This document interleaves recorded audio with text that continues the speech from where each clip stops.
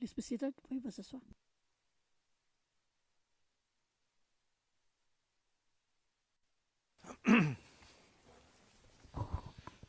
Good afternoon. Le juge président, bonjour à tous. Avant de donner la parole au procureur, je voudrais dire d'emblée que la Chambre n'avait nullement l'intention d'accorder un avantage quelconque à l'accusation en lui accordant quelques minutes supplémentaires. Le problème, c'est que moi-même, j'avais des amis et donc j'étais très content de pouvoir partir un peu plus tôt pour passer du temps avec eux. Voilà d'une part. D'autre part, nous siégerons pendant 1 heure et demie et nous poursuivrons demain. Et la défense aura le dernier mot si elle souhaite poser des questions après cela. Est-ce que cela vous convient? Now, Très bien. Sur ce, je donne la parole au procureur. Et j'invite monsieur le procureur à ne pas déborder le cadre qui a été établi par la Chambre. Merci.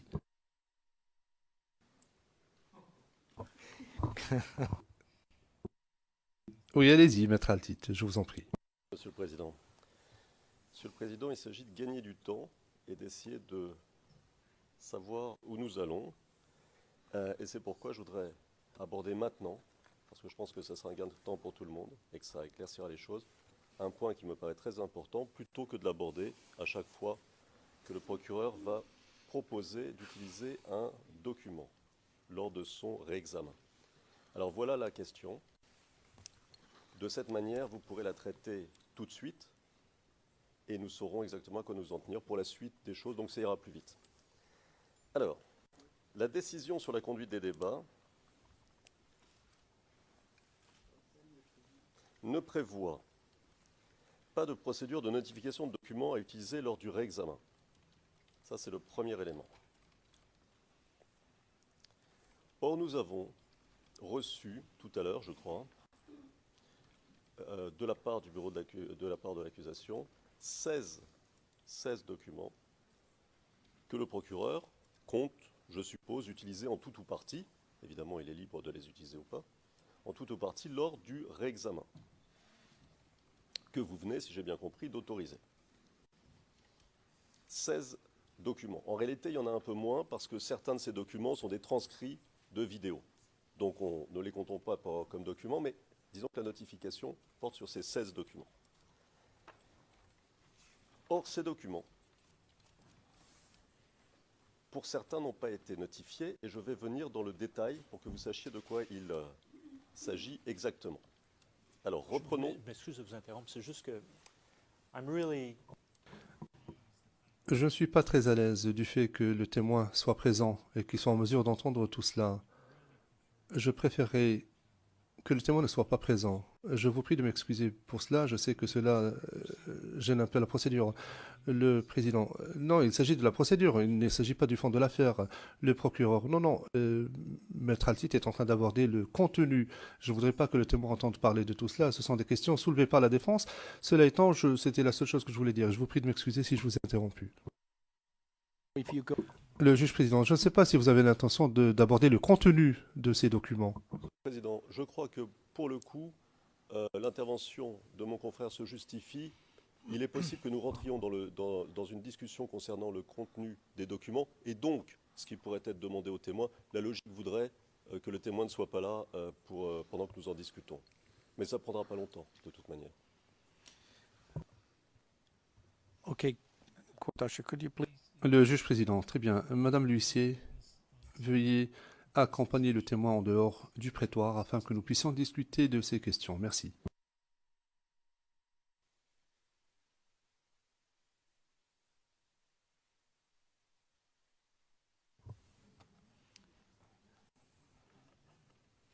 Maître Altit. Le président, maître Altit. Président. Donc nous avons reçu 16 documents de la part de l'accusation.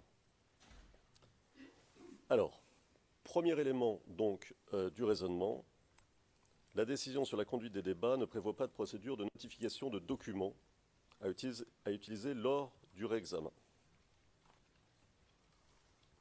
Deuxièmement,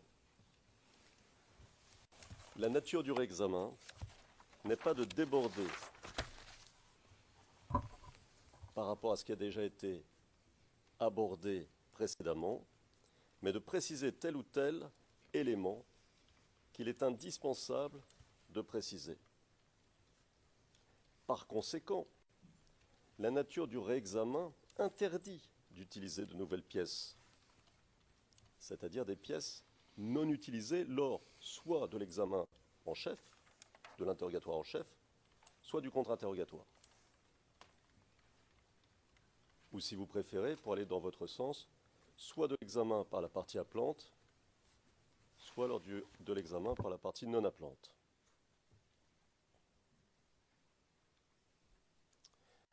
Troisième élément.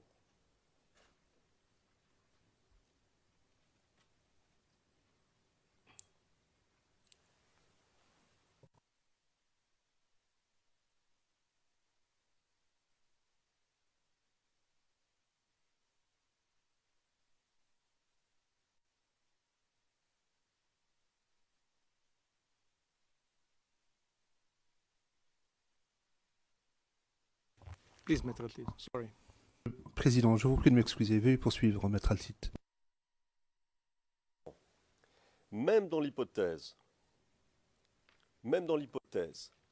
de travail où l'on pourrait utiliser de nouveaux documents, il s'agirait alors de distinguer entre plusieurs catégories de documents. Premièrement, les documents non notifiés par le procureur parmi ceux qu'il devait notifier à la défense en vue de l'examen de ce témoin, en vue de l'interrogatoire de ce témoin. Deuxièmement, les documents notifiés par le procureur en vue de l'interrogatoire du témoin, mais non utilisés par lui au cours de l'interrogatoire. Troisièmement, les documents notifiés par la défense, mais non utilisés par la défense. Pour ces trois catégories de documents, la défense s'oppose à ce qu'ils soient utilisés lors du réexamen. Il n'y a aucune raison de pouvoir les utiliser. Ils n'ont été utilisés par aucune des parties quand ils ont été notifiés, et pour certains, ils n'ont pas été notifiés du tout. Or, encore une fois, on ne peut pas utiliser le réexamen pour essayer de réintroduire ou d'introduire de nouveaux documents et d'engager un nouveau débat, même sous couvert de questions déjà abordées. Ensuite, quatrième catégorie, les documents notifiés par la défense et utilisés par la défense. On est toujours dans la deuxième hypothèse, c'est-à-dire on parle de documents qui auraient été notifiés. Dans ce cas, c'est notre position, c'est la position de la défense, que l'accusation ne peut utiliser que ce qui a été utilisé par la défense. Par exemple, l'extrait précis de tel timecode à tel timecode utilisé par la défense et qu'elle ne peut pas, l'accusation, déborder de ce qui a été utilisé. Quand ça a été utilisé, hein.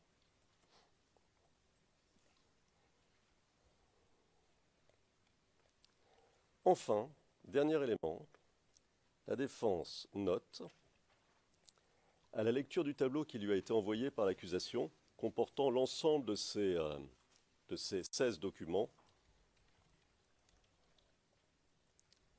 qu'en réalité, le procureur compte les utiliser pour mener un contre-interrogatoire de son propre témoin, ce qui n'est pas possible, déjà dans le cadre de l'interrogatoire principal, encore moins dans le cadre du réexamen, et sur des sujets déjà abordés, et qui ne sont pas donc des sujets nouveaux que la défense aurait abordés lors de son contre-interrogatoire. Par exemple, la RTI. Il semble clair à la lecture du tableau que le procureur veuille interroger son témoin alors que la question a été abordée et par lui et par la défense. Aucun sujet nouveau là-dedans. Par conséquent, il semble que l'accusation utilise la notion de réexamen à travers ce que nous pouvons comprendre en lisant le tableau et en examinant, en analysant les documents dont l'accusation compte se servir lors du réexamen.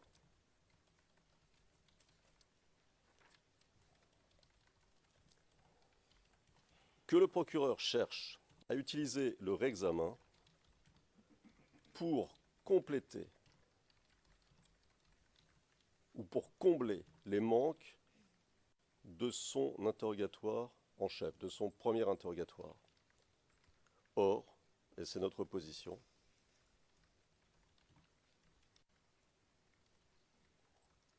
les sujets et les réponses de son témoin et leur examen n'ont pas pour fonction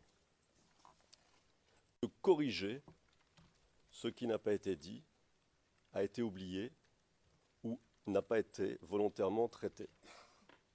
Vous voyez qu'il nous semble que cette question mérite d'être tranchée avant le début du réexamen et de cette manière, nous saurons tous à quoi nous en tenir.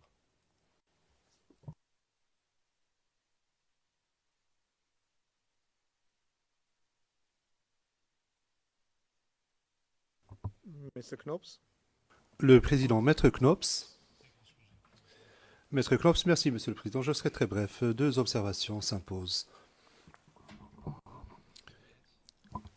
La directive 38 prévoit des situations autorisant des questions supplémentaires dans des circonstances exceptionnelles. Et le paragraphe 42 de votre décision précise les pièces qui peuvent être utilisées par la partie appelante afin d'interroger un témoin. Nous avons constaté que sur les 16 documents qui figurent sur la liste prévue par l'accusation en fin de l'interrogatoire supplémentaire du témoin, 10 documents n'ont pas été notifiés en application du paragraphe 42. En conséquence, nous estimons que l'accusation ne devrait pas être autorisée à utiliser ces documents dans le cadre des questions supplémentaires. Enfin, Monsieur le Président, de notre avis, le déséquilibre que cela risque de créer ne pourrait pas être compensé simplement en autorisant la défense à répliquer à la suite des questions supplémentaires, en posant des questions supplémentaires aux témoins, car cela ne corrigera pas le tort ou le préjudice qu'aura subi la défense, puisque la défense ne sera pas en mesure d'utiliser des documents en réponse aux documents présentés par l'accusation dans le cadre des questions supplémentaires. Ainsi, Monsieur le Président, l'accusation bénéficierait d'une deuxième chance afin de présenter sa thèse par ce moyen, par ce biais, c'est-à-dire les questions supplémentaires. Nous estimons qu'au moins 10 documents ne devraient pas être autorisés, ou leur utilisation ne devrait pas être autorisée par l'accusation. Merci. Le Président, les représentants légaux des victimes, oui, allez-y, Maître. Maître Massida, Monsieur le Président, je pense que Monsieur le Procureur peut prendre la parole, je n'ai pas d'observation à formuler. Le Président, Monsieur le Procureur. Monsieur le Président, le but des questions supplémentaires, c'est d'explorer des sujets qui n'avaient pas été prévus par l'accusation ou qu'elle n'a pas eu l'occasion d'aborder lors de l'interrogatoire principal, mais qui ont été néanmoins abordés par la défense. Nous avons établi notre liste de documents. La défense est censée envoyer ces documents 24 heures avant le début du contre-interrogatoire, donc nous ne savons pas quelles sont les questions que la défense entend utiliser. C'est ici, dans ce prétoire, que nous découvrons cela. Et je vous donne un exemple. Je vous donne deux exemples. Et qui militeraient en faveur de questions supplémentaires. Nous n'avons jamais parlé de l'incident du 3 mars. C'est la défense qui l'a fait. Maître Hocher a posé des questions. Par conséquent, nous avons la vidéo de la RTI qui a fait l'objet d'une discussion et nous souhaitons avoir l'occasion de la présenter de nouveau aux témoins, mais de façon qui ne soit pas directive. Il en va de même pour les événements entourant le bombardement de l'hôtel Ivoire. Ce sont des événements de 2004. Il y a toute une série d'événements qui entourent cet incident-là, y compris un appel lancé par M. Blégoudet pour que les gens se rendent au 43e BIMA. Nous n'avions pas l'intention d'aborder la question avec ce témoin. Nous avons tenté, autant que faire se peut, de nous focaliser sur certains sujets, mais la défense a choisi d'aborder ces questions-là. Et voilà que maintenant, des documents ont fait l'objet de divulgation et qui font partie de l'inventaire des preuves. Mais peu importe, les documents sont présents maintenant, font partie du dossier. Nous ne pouvions pas escompter tout cela. Et c'est pourquoi nous... toutes les listes d'éléments seraient présentées. Rien dans les directives ne parle de cette liste. Mais pour vous dire, franchement, ce sont les documents de la défense. Ils les connaissent, ils les ont utilisés dans ce prétoire. Et je suis complètement en désaccord avec M. Altit. On ne peut pas montrer un extrait de 30 secondes dans le cadre d'une interview qui aurait duré 30 minutes. Je veux être en mesure d'aborder la question de nouveau avec le témoin. Donc tous ces sujets ont été soulevés par la défense dans un premier temps. La défense a choisi de rentrer dans les détails. Moi, j'aurais pu